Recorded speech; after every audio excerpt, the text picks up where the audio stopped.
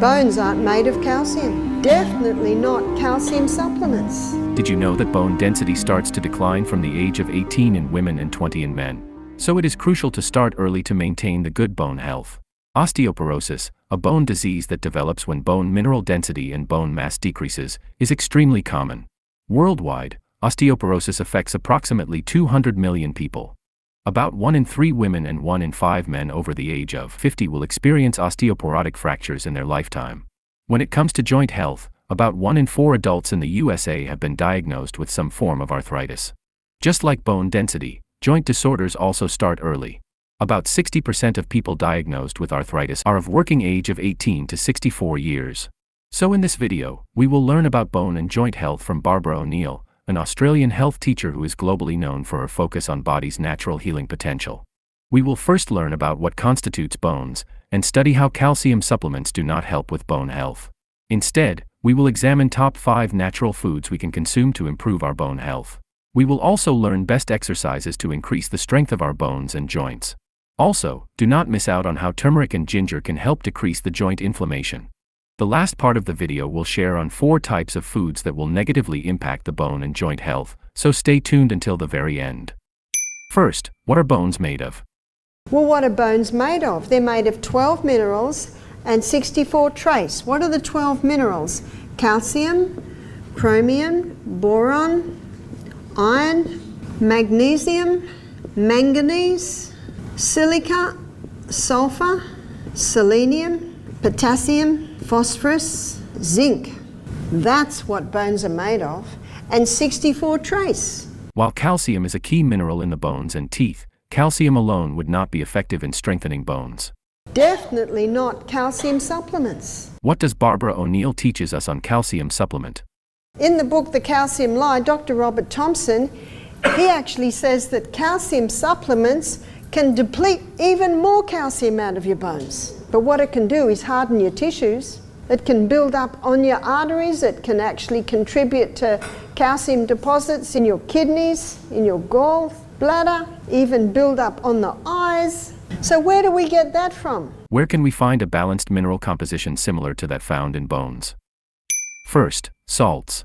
Seawater, because it's the exact same mineral balance and proportion as is found in the body. All we need to do is get the whole salt, Celtic salt or Himalayan salt, that has all of those minerals in it.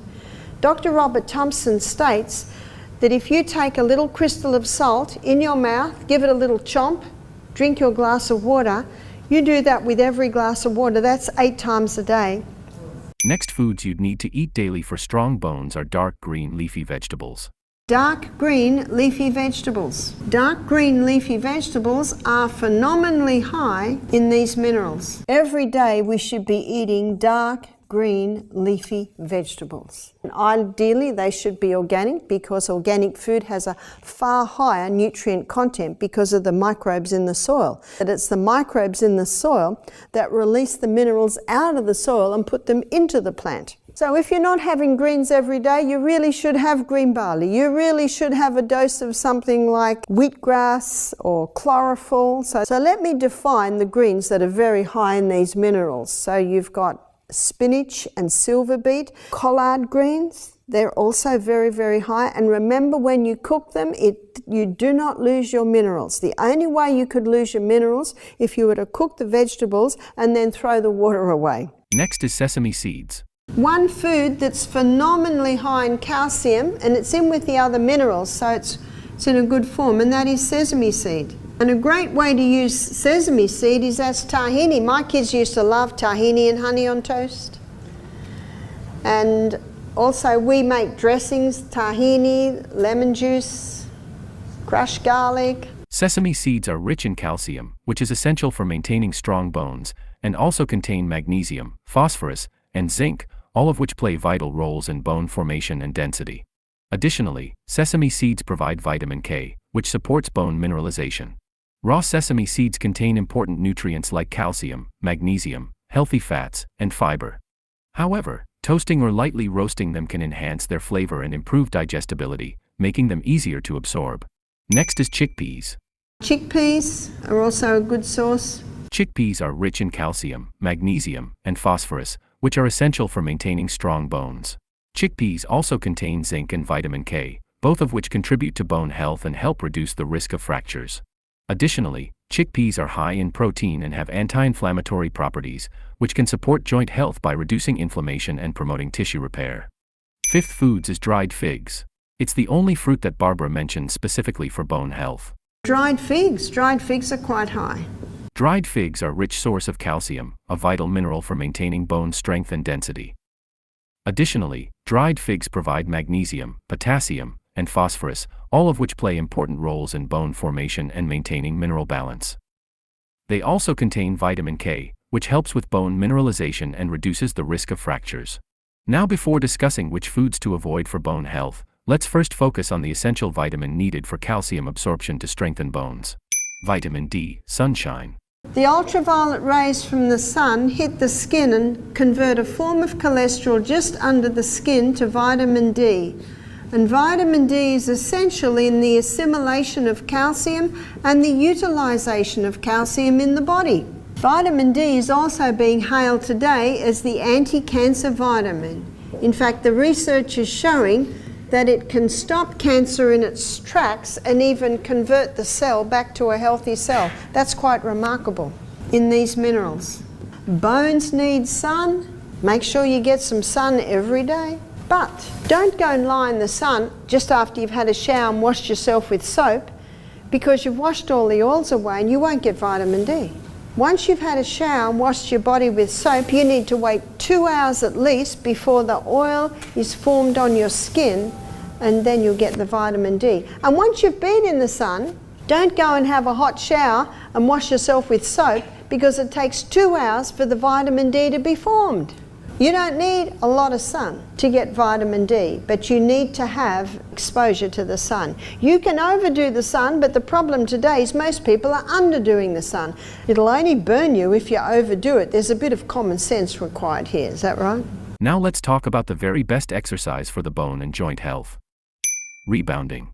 Rebounding. Rebounding is the little trampoline. Strength comes by exercise. And strength comes by defying gravity. Defying gravity is the most powerful form of strength building exercise. And it's your body's vacuum cleaner. Did you know that your body's vacuum cleaner is your lymphatic system? Now, your circulatory system is what carries the blood. And it has a pump, and that's your heart. And it pumps the blood through the arterial system way down to the extremities. Well, how does it get back? Do you ever wonder that? You've got a second pump. Your calf muscles are your second heart. It's your calf muscles that pump the blood back up to the rest of your body. Now, there is a problem that some women and some men get called varicose veins. Do you know the best cure for varicose veins is rebounding? Because when you're rebounding, that majorly stimulates your second heart, which is your calf muscle. Even just the health bounce. Just even going like that is strengthening or moving your second heart, your calf muscles. It is such a powerful form of exercise that you don't need to do very much. Now let's talk about 4 types of foods you should avoid for better bone health. So what are the leeches? What leaches calcium out of the body is high acid foods. So that's a high carbohydrate diet, high carb, high wheat, refined sugar, and caffeine. All your caffeine drinks, coffee, tea, Coke, all of those are calcium leeches. And this glass of milk is high in calcium, but it's also high in animal protein. Animal protein is very dirty burning fuel. Only 58% is burnt as fuel. Do you know what that leaves? A 42% waste, and that's a high acid waste. It's a sulfur waste. And so what the body uses is it uses the most alkaline mineral, which is calcium, to negate the sulfur residue. Do you know how much calcium is left for the human body after a person drinks a glass of milk? None. And the countries in this world that are the highest dairy consumers have the highest incidence of osteoporosis. So to recap, we should try to avoid or eat less of high-acid foods such as high carbs, high caffeine drinks, milk, and animal products like meat. More on acid foods, please refer to the above link of the video. In this final part, Barbara shares how we can use comfrey root, turmeric, and ginger poultices to improve joint health.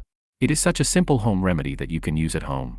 These are also remedies that Barbara herself used when she tore her muscle in the shoulder. Now, as soon as I found out I had the tears, I started to do comfrey root poultices. And comfrey has a growth stimulant in it, and it's growing all around my house. I planted it there.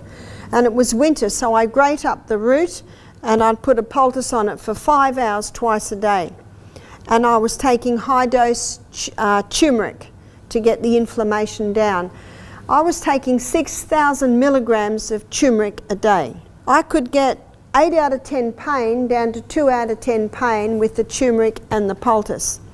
So I'd been doing that for 3 weeks before I saw the surgeon. So I just kept up my turmeric and I just kept up my comfrey poultices, and I have no pain, and I have full use of my arm. With arthritis, take high-dose turmeric. And when you've got painful joints, you can grate up ginger and put it on the joints, and that'll take the inflammation out.